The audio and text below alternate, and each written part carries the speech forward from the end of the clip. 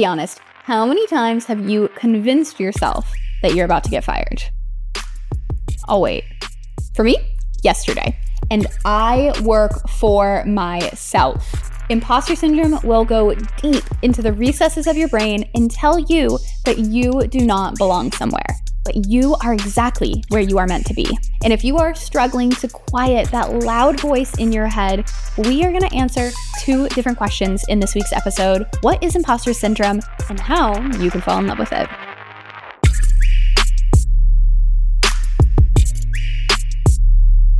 Welcome back to Organized Chaos. My name is Regan, and I am so very happy that you are here. What I find so interesting, if interesting is the right word, about imposter syndrome is that nearly everybody deals with it, but nobody wants to talk about it. In a study done, over 82% of people admitted to having imposter syndrome.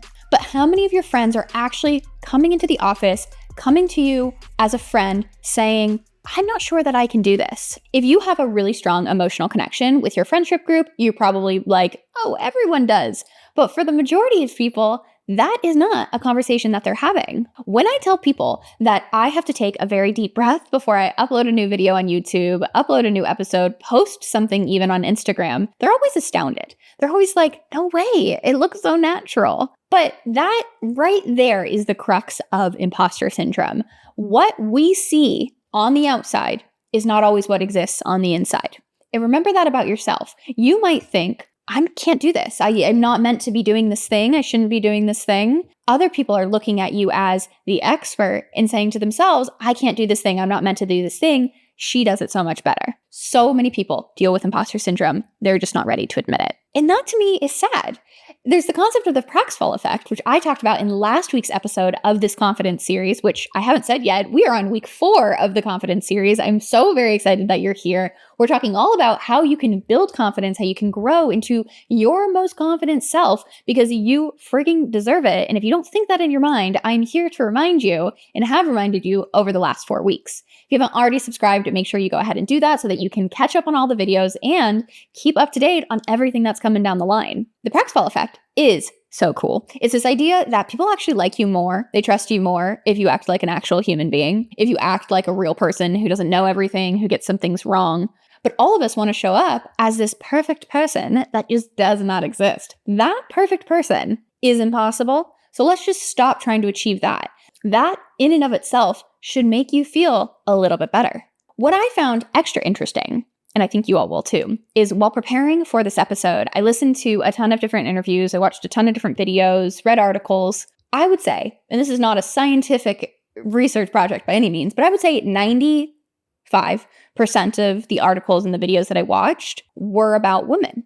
And this is not a problem that's solely specific to women, but women are the ones who had it named for them. In an interview with Eva Longoria I was watching on TikTok, she brought the idea up that men don't talk about imposter syndrome, but they put it towards women. They put it towards women so that we feel like we're not allowed to be certain places, so that we have to question ourselves constantly. And the idea of allowance, the idea of acceptance, the idea of, can I actually be doing this thing? That's at the heart of imposter syndrome.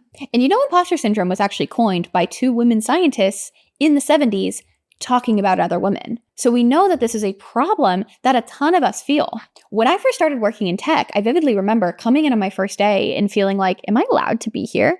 Am I allowed to be doing this? Am I allowed to be saying these things in meetings? Am I allowed? Am I accepted? Am I understood? Am I believed to be good at my job? And a ton of that came from myself, but it also came from the environment that I was brought up in. So that's my first point. Don't be too hard on yourself. Remember that you are a product of your environment. And instead, what we're going to do is we're going to take an objective look at how you can remind yourself that you are in the right place at the right time, you have the right skills, and nobody but yourself is allowed to tell you differently.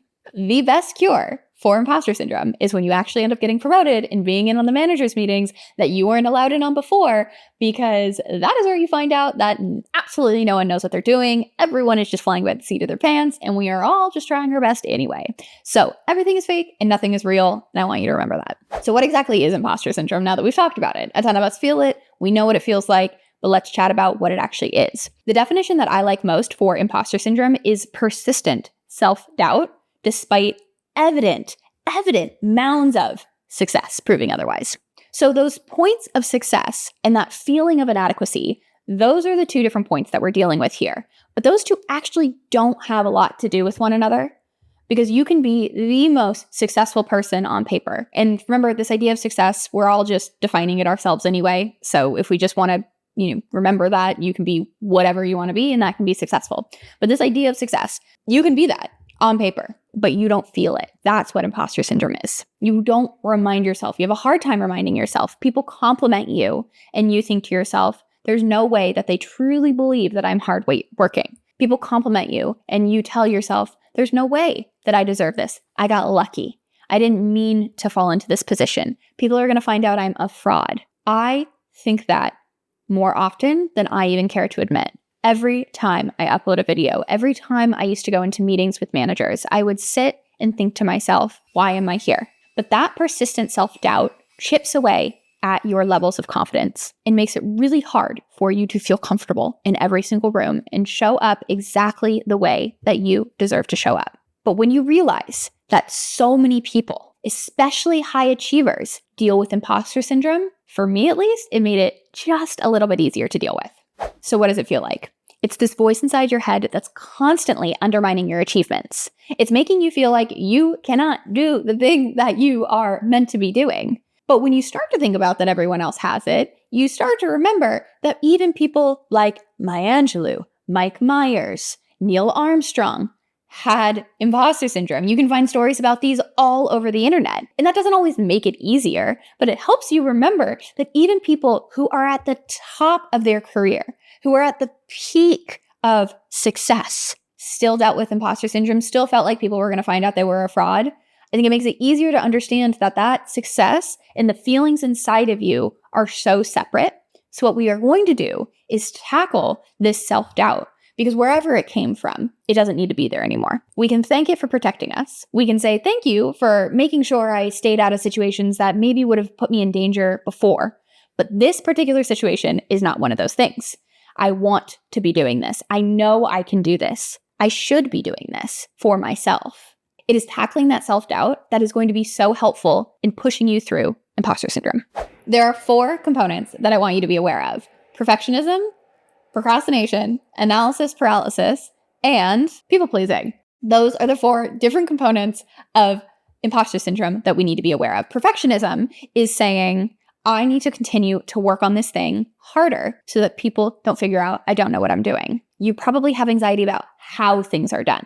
You focus so heavily on getting it done right that you get drowned in the sea of analysis paralysis. You think that something needs to be perfect the first time that it goes out. It does not. Now, you can take 2 different approaches when you launch something. And launching something can be anything. It can be an email, it can be a project, it can be an actual product, it can be a marketing campaign. It doesn't matter.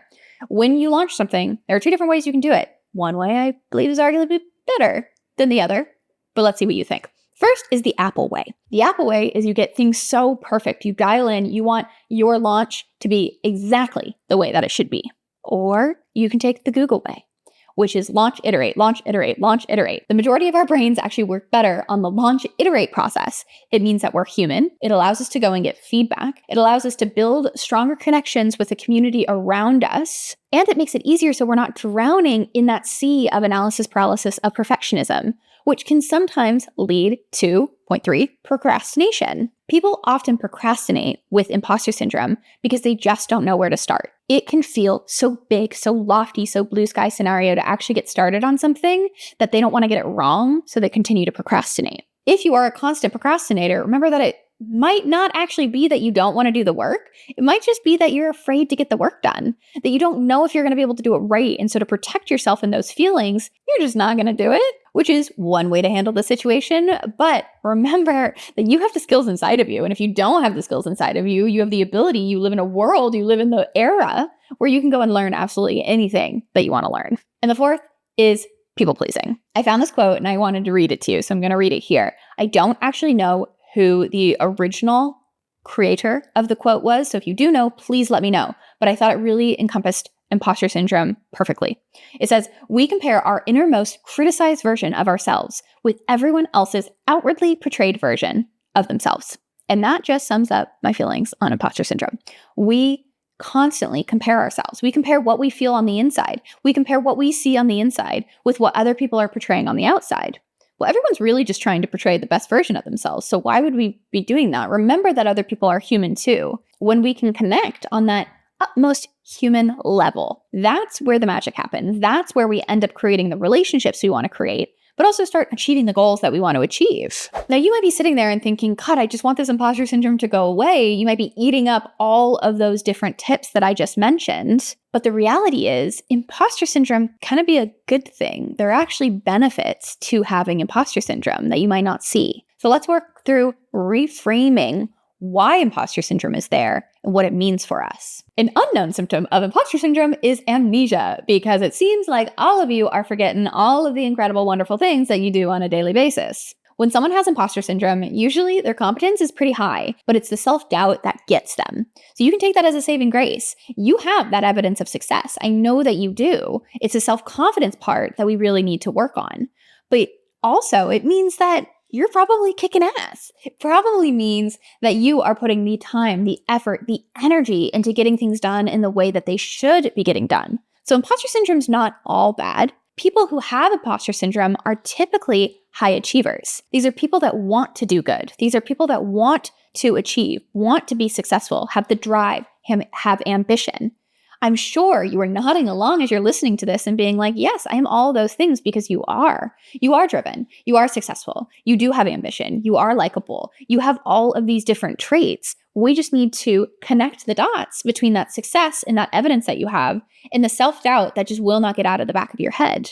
On top of that, imposter syndrome can typically come from moments of leveling up. If you think about the times in your life when you have been plagued by imposter syndrome the most, I bet you'll find a correlation between big changes happening or big moments of opportunity happening and imposter syndrome coming out. Sometimes it'll come out of the woodwork. You'll just get comfortable at your job. You'll just get comfortable in something that you're doing in life. And then all of a sudden, the imposter syndrome comes back out. It means that you're leveling up.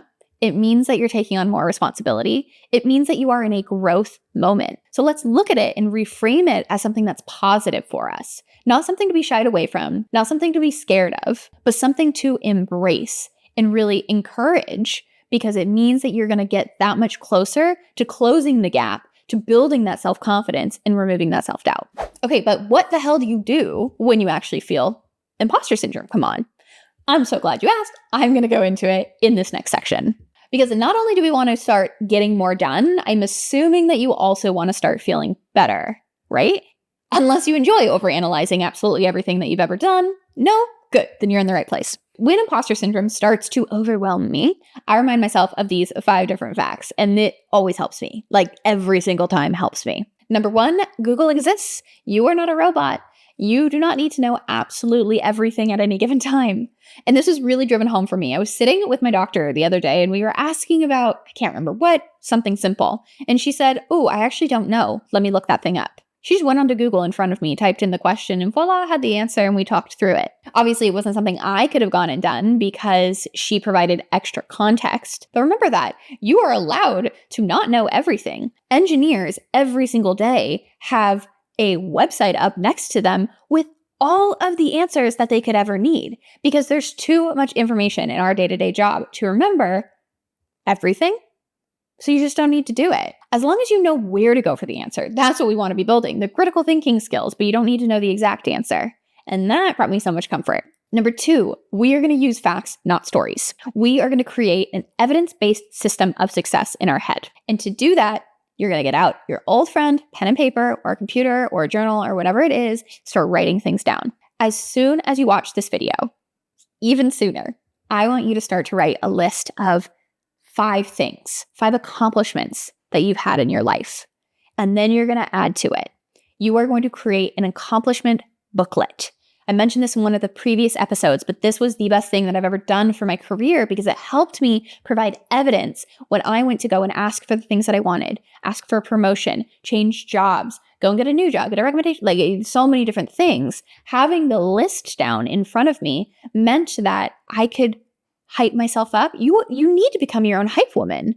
If you are not your own hype woman, then it's really hard for anyone else to step into those shoes because you need to do it first and show other people the way to make you feel great. So that accomplishment book That is going to be awesome. I mean, every time you get a good comment, every time you get a good email, a ping, a message, a kudos, you have reached a new sales goal, there's so many ways that we could do this. Anything that you view as an accomplishment, go and write it down. Number 3, and this one's fun, name it. Being able to talk about it out loud and name your imposter syndrome means that you are going to start to recognize it. The imposter syndrome is also this idea of self-doubt. So you can name it one of the two things, but my name for my imposter syndrome, my self-doubt, the little monster on my shoulder, like the voice in my head is Bob. So I'll talk to my husband about it. I'll talk to my friends about it and say, maybe I won't call him Bob out loud. You can if you want, but I will say my self-doubt's really loud today. Bob is really loud today. Oh, Bob, why are you doing this?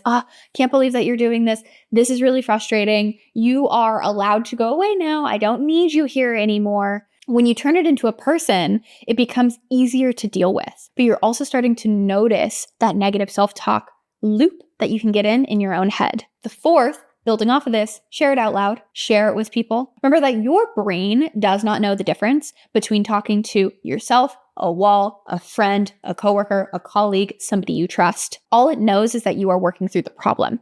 And so if you need to practice positive and affirming language, if you need to talk about your self-doubt, if you just need to hear a compliment about yourself, no shame in that game. Go and talk to somebody. Remind yourself of it out loud, or someone else can do the same exact thing for you. You have people in your group. You have people in your life who love you and who want to support you in that way. You do not need to know everything. You are allowed to surround yourself with people who will help mentor you through those hard moments. And then finally, number 5, as a continuation of all of this, use affirming language. Start talking in positives. Let's start reframing things. Let's start figuring out how we can actually see all the incredible things that you are doing in your life, all of those moments of success that you have built that have led you to this moment, because you deserve to be in the place that you are in right now, and don't let anybody tell you differently. One tip that I received in particular around resumes that was so helpful is shift your language from more passive language of I helped, I supported, I tried, to something that's more active. Use stronger, more confident language. I led, I partnered with, I achieved. Those are the words that are not only going to help you, but also get your own message across much more succinctly, much more confidently, and will leave much more of an impact on whoever you're talking to. Remember, all of this takes time. Every single time you do one of these things, every single time you remind yourself, you name your imposter syndrome, you talk about it out loud, you use affirming language, you are literally repaving your neural pathways. If we think about it as walking down a route in a forest, walking down a path in a forest every single day, the path that you have already forged is nice and clean and clear. But all of a sudden, if you want to start using a new path, a new trail, it might be overgrown, covered in weeds, in dirt, and difficult to get through. But every single day, if you chip away at it, it's going to get easier, it's going to get easier, and it's going to get easier until all of a sudden that becomes the path that you take more often. That becomes the path of least resistance. So here's your homework. I want you to sit and think about, what are you afraid of? And not just, why can't you go and do this thing? Not just like, what aren't you doing? Because that might lead us down a path of more self-doubt. Instead, really, let's get to the heart of it. So let's start with, what are you doing right now? What scares you about what you're doing? We want to get to this idea of, what are you most afraid of? If you succeed, what are you most afraid of? For me, these are things like, I'm afraid I won't be successful. I'm afraid I'm not intelligent. I'm afraid people won't like me. And these come from different past experiences that I've had. I can recognize that. But what I want to do is start to find evidence throughout my day that proves me wrong. I want to prove myself wrong in this situation. So do that. Sit down, get to the point of, what are you most afraid of? If it's not being lovable, if it's not being intelligent, if it's not being good, sit down in the morning and I want you to write that statement down, but in the opposite. I am good. I am lovable. I am supported. I am successful. I am intelligent. And add one very specific word to it, which is because. Because. Once you add that word, your brain is going to inherently start to find ways that you can end that sentence. So write it down in the morning. I am lovable because. Stand up, walk away, go throughout your day. Your brain's going to have bookmarked it. Come to the end of your day, sit down and fill out all the reasons throughout the day of why you are lovable, of why you are successful, of why you are whatever word you entered there. that is going to be so helpful for you to start retraining those neural pathways, for you to start building that self-confidence that you deserve. And I know that it's there deep down inside of you. Okay, that brings us to the very end of our 4-part confidence series. I cannot believe we finally reached the end. I hope that this was helpful. Please let me know how you're going to start building your own confidence, what you're going to take away from any part of this 4-part series, but specifically in this one, how you're doing with your imposter syndrome. Tell me what your imposter syndrome's name is. Drop it in the comments below. I would love to hear from you. And if you haven't already, don't forget to subscribe so you can watch the past 3 other confidence series videos and all of the other videos to come. This has been another episode of Organized Chaos. My name is Regan, and I will see you next time. Thanks, everyone.